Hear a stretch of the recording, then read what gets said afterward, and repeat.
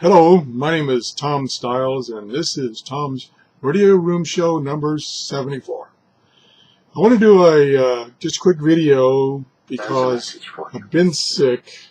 My daughter and her two kids were down, and all of us and her husband got the stomach flu.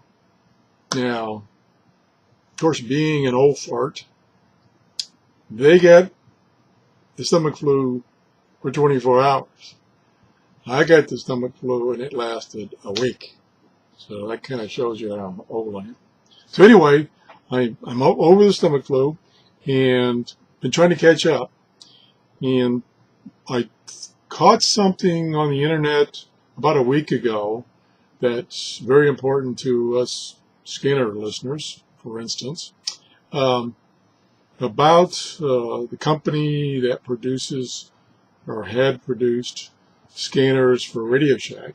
The company is GRE in Japan. And apparently they're out of business. I don't know how long they've been out of business, but they're out of business. And I think some of the maybe former employees that were maybe stationed in the United States are trying to regroup and reestablish the company in the United States, but that doesn't seem to be going too well, and they're kind of working on it. If they were to go away, Radio Shack, of course, doesn't make their own scanners, and that means that they won't be selling scanners anymore unless they start getting scanners from Uniden or just selling Uniden scanners in their store, which I don't think they did before, but maybe they did. Anyway, so that would be a terrific blow to us scanner use enthusiasts if GRE is gone, because they do make good radios and they're always right on the forefront of technology, along with Uniden. Uniden has kept up. And I remember I went to a Hamfest about 3 years ago, and GRE was there for the first time. It's a big Hamfest in Orlando, and they were showing their new products. And I asked them if I could get a demo copy of their latest scanners so that I could do a review. And of course, after I do the review, I sent it back. And they took my information and never got back to me. Well, this might have been why, or they just didn't want to deal with me. Anyway, so that's the news I wanted to get out. If you hadn't heard, it's not too good. If you had heard, it's a duplicate. Now, the other thing I want to do is give you a very quick review of something that I purchased about 2 weeks ago. It came in the mail last week, and it's related to work on your radios, your antennas, your coax, whatever. It's a tool that you use a lot, and a tool that I definitely use a lot, and that is a good flashlight. Now, prior to this flashlight, I earlier this year bought this flashlight, and the technology has changed. I don't know when it changed, maybe last year. I'm always behind. And these LED flashlights now use a different type of LED than you normally see like in your old scanner radios. And what first came out is LED flashlights, which were the bulb type LEDs that weren't super bright. This is this radio. On this radio, maybe I'm still suffering from the illness. This flashlight that I think I bought maybe February this year has the newer technology, not the newest necessarily, and it provides very bright light compared to your old flashlights and your bulb type LED flashlights with a single bulb. Now, bulbs, of course, are super expensive, and you can even get replacement bulbs for your existing incandescent bulbs to go in your flashlights, like for a Brinkmann, for instance. And but anyway, the new technology, which doesn't have a bulb type thing, it's like a wafer. They're super bright. I bought this one, like I say, in February. I think it was advertised as 100 or 150 lumens, and it was advertised as 5 watts. I'm not sure what that means, but anyway. It uses 2 AA batteries.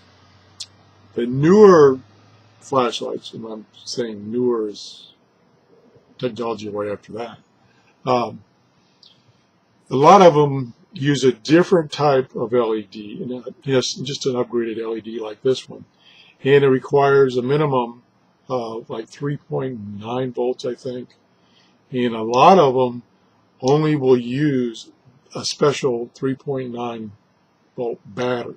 So you have to buy special batteries. They're rechargeable, plus you have to have a special charger. So the cost really gets up. I paid, I think, around $20 for this, which is a lot more than I usually pay for a small flashlight. But it's all metal.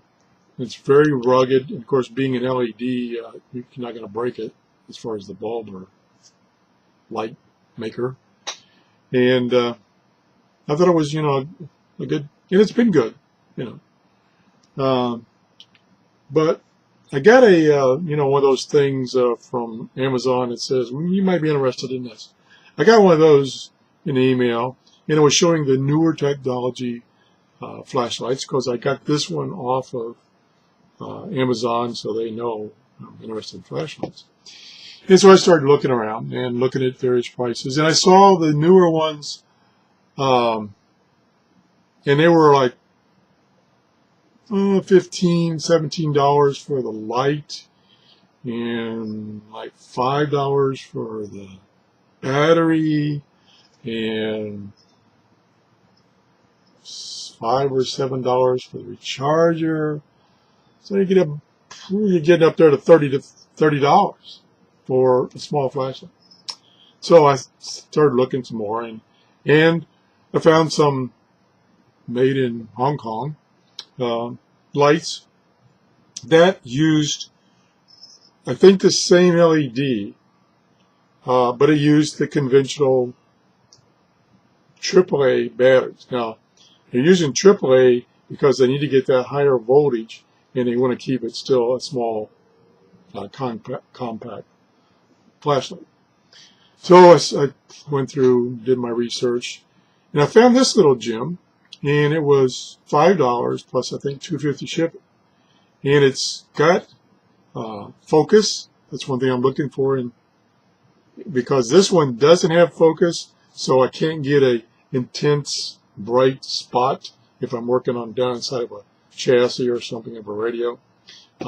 This one does have focus. Many of them now have focus control, so that you can focus to a bright spot. It does have a lens, a real lens, as far as being able to focus it on the front of it, not just a piece of glass, like this one just has a piece of glass.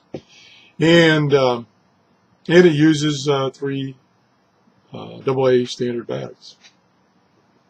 So I said, what the heck, I'll go ahead and order one and see what the heck. So I ordered one, got it, and it's super. It works really well. Gives me, it's advertised as 300 lumens. It does have, like I say, it does have the focus, so you can focus it down to a spot. And I think it has it has 2 intensities plus a flasher. See if I don't want to turn him.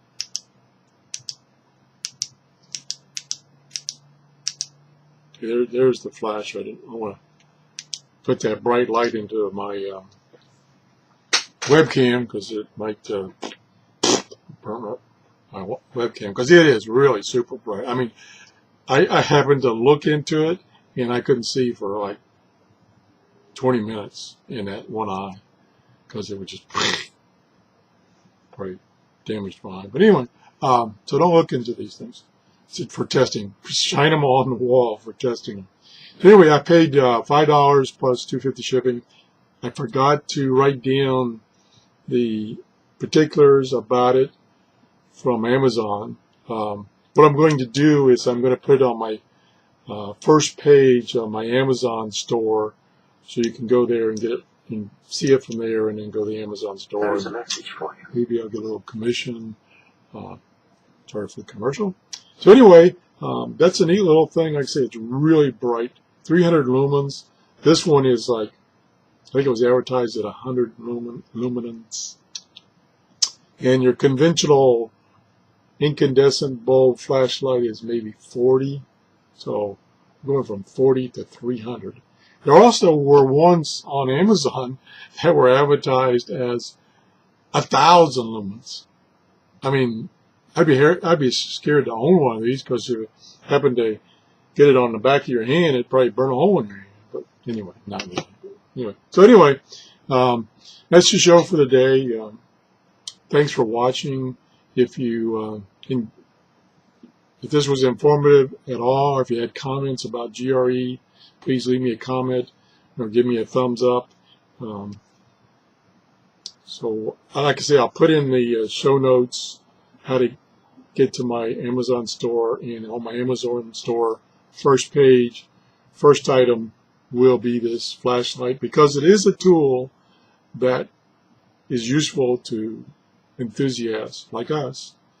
And I'll put it on the first page. The first page is shortwave radios, so it's kind of out of place, but I typically, since I review shortwave radios, I put those on the first page, and I usually put a comment underneath that I have reviewed it, and I'll do that so you can find it. So thanks for watching. Bye-bye.